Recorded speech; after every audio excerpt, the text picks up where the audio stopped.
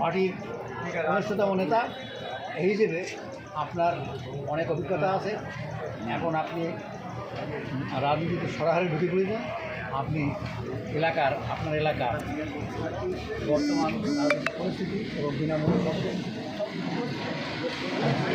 বিষয় হচ্ছে, আমরা তো বিদেশের করি বহু দিন থেকে পার্টিটা যেখান থেকে আসে সেখান থেকে করি, কিন্তু মমতা ব্যানার্জির এই যে উন্নয়নের ধারা, এই ধারাকে অব্যাহত রাখার জন্যে এবং আমাদের তিনবারের বিধায়ক বীণা মণ্ডল মহাশয় ওনাকে যে আমাদের এলাকায় গ্রামে গঞ্জে যেসব রাস্তাঘাট খারাপ ছিল, রূপশ্রী প্রকল্পের মাধ্যমে সেই সব রাস্তাঘাট পিচ দিয়ে তৈরি করেছে এবং বড় বড় ঢালাই রাস্তা করেছে।